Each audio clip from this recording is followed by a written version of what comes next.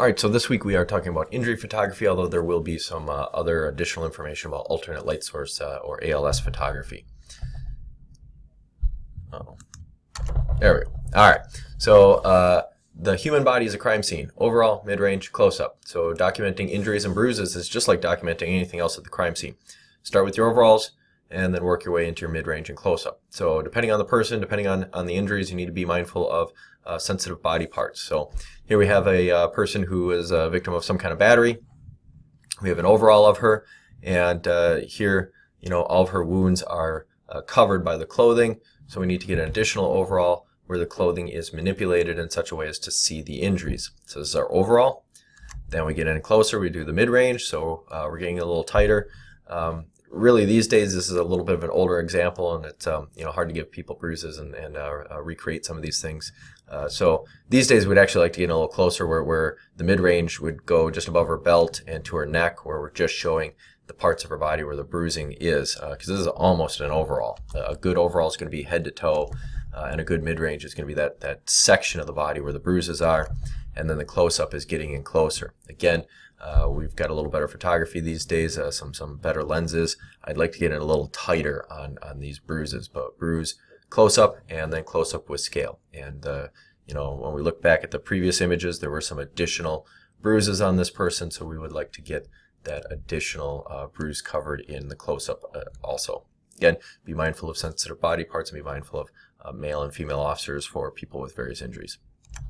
Something else to think about with our bruise and injury photography is the fact that bruises and injuries oftentimes look worse later on. So when somebody gets hurt right now, they get a black eye, what they walk away from the fight with is pretty minimal of an injury.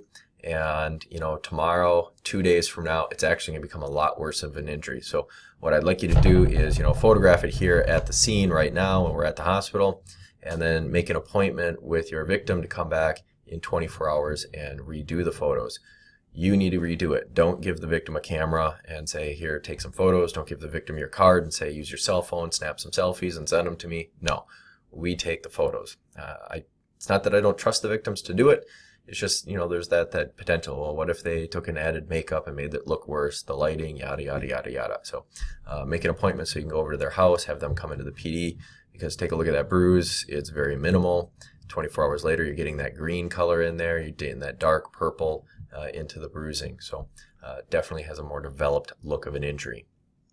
From time to time, going back over the course of a week is nice too, because we can actually show the bruise finally starting to heal. And that idea of, the fact that if somebody is going to be the victim of a battery, you want to show that they felt pain, not just pain today when they got punched, but protracted pain over the course of a week, because anybody who's had a good black eye knows that that is tender to the touch for a few days. And so what you end up with is the fact that, this bruise is healing and it's taken a few days. And so anybody who's had any good amount of bruising will know that this person is feeling pain. All right, so a number of the things in the world of injury photography is also getting into the UV and IR spectrums of light. So our alternate light sources, if you remember back to the Intro to Forensic Science class. So UV-IR is becoming very popular with bruising, especially when we start talking about cases of domestic violence and child abuse, where bruises will be healed on the skin, but deep tissue, there will still be an injury in there. And using infrared light, we can actually look down in, or ultraviolet light, we can actually not see through the skin X-ray style, but we can actually get a luminescing of the bruised tissue and show a healed bruise as having still some damage to the soft tissue underneath that skin. The article I asked you to read explains a fair amount about this. They actually have a really cool thing where they did some training at a police department, some defensive tactics training. A couple of the officers at the training got some bruises, and so they followed up and documented those bruises over time, and then switched over to the UV-IR camera to document those bruises once you couldn't see them on the skin, and they were still there underneath the skin. Really neat. So think about child abuse type situations where you have a young kid who comes in with an injury of one kind, and you're suspecting child abuse. And a good sign of child abuse is not just the fact that kid has an injury today, but the fact the kid has a history of injuries, but none of those have been reported to us. And so we, using UV-IR light, we look into the skin and we see previous bruises from a week ago, from 2 weeks ago, that have healed visually but are still there. And so we can show that, look, this kid is being abused. This isn't, a one-time fell on the playground like some of the excuses parents give us are. This is actual real abuse. Same with our domestic batteries. When you start, looking at a domestic battery victim, and we can start seeing that, no, there are some additional bruises, black eyes, bruised jaws, whatever the case may be, that there was some other injuries here that have now begun the healing process or are further along in the healing process. So here's kind of a little example where we end up with, a very light, small bruise. It's healing. There's very little of it visible. Just, this hot spot here, some connective tissue. Parents saying, oh yeah, the kid's clumsy, bumped into the corner of the wall, not a big deal.